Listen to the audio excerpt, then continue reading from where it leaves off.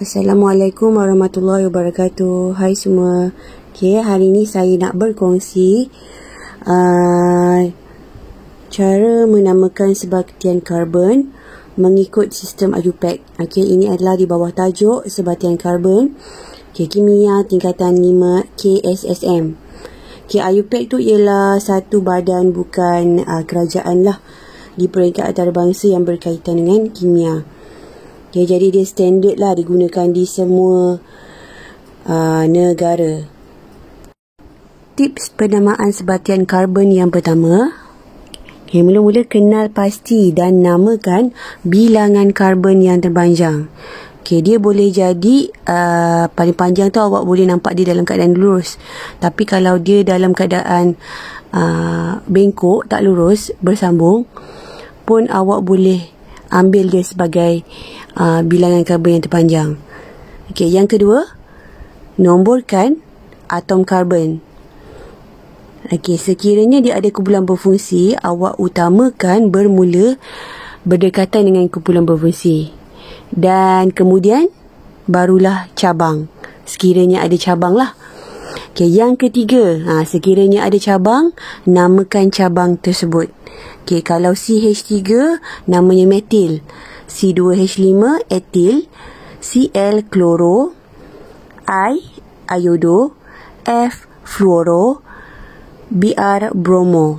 Okey, dan jika cabang tu dia ada lebih daripada satu, okey, awak kena letakkan imbuhan di hadapannya. Kalau dia ada dua cabang yang sama, awak kena letak perkataan di. Kalau tiga, tri. Kalau empat, tetra. Okey, yang keempat, okey, kumpulan berfungsi dan cabang tadi awak kena tengok nombor dia, nombor di karbon yang keberapa. Okey, kita tengok nombor yang lebih kecil. Okey, kalau cabang dia ada dua nombor lah. So, antara nombor dengan nombor, awak kena letakkan tanda koma. Dan antara huruf dengan nombor, awak kena letakkan tanda dash. Cara menulis dia, susunan dia lah. Okay, kita mulakan dengan hujung sekali. Okay, sebab kalau dia adalah yang ringkas, okay, dia hanya ada sekadar bilangan rantai karbon. So, kita tulis bilangan rantai karbon. Dan jika ada kumpulan fungsi, kita tuliskan dulu. Okay. Untuk kumpulan fungsi, kita kena tulis nombor. Nombor tu kita kena letak di tengah-tengah. Okay, kemudian di hadapannya, kita kena tulis cabang. Okay, cabang tadi kalau ada 2, 3 atau 4, kita kena letak imbuhan. Dan di hadapan sekali kita kena letak nombor bagi cabang. Okay, jangan lupa letak tanda koma dan dash. Okay, jadi tadi awak dah tengok tips-tipsnya. Jadi kita tengok contoh yang pertama. Okay, so kenal pasti rantai karbon paling panjang. Okay, ada 3 kan. Oleh kerana dia ikatan tunggal, tak ada kumpulan berfungsi yang khusus. Okay, kita boleh nomborkan dia daripada mana-mana. So, nama dia adalah propana. Okay, yang kedua.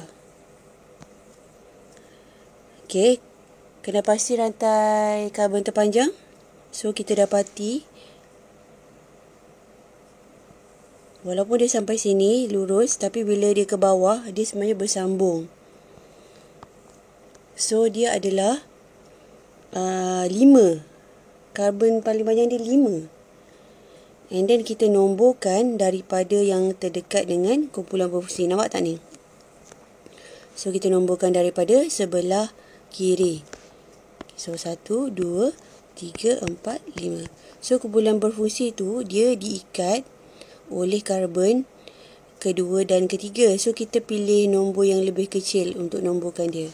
So, nama dia pen. 2. Okey, yang belakang ni kita letak nama kumpulan fungsi dia. Ena. Pen dash 2 dash Ena. Okey, yang ketiga. So, kita nampak kumpulan fungsi dia OH kan. So, ini ada alkohol. Okey, kena pasti rantai karbon terpanjang.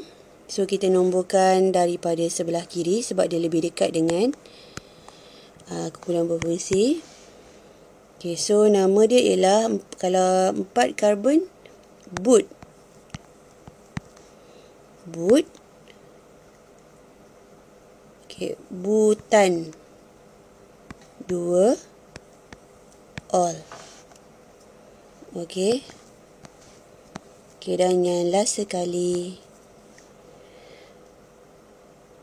Okay, dekat sini kita ada ulang fungsi dia ini.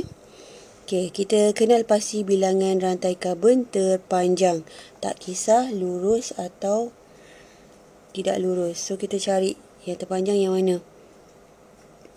Okay, kalau lurus ni, kalau macam ni, kita nampak ada 5 je. Kan? Kalau kita buat macam ni, kita dapat 6. Nampak? So, kita ambil yang ni.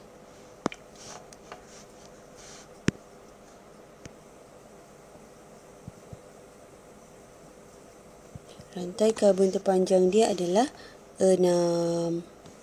Okey, jadi dia ada kumpulan berfungsi di sini. Okey, ada cabang. Ada 2 cabang. So, apa nama dia? Okey, nak nomborkan daripada mana? Kita nomborkan daripada yang dekat dengan kumpulan berfungsi. So, kita nomborkan daripada belah kanan.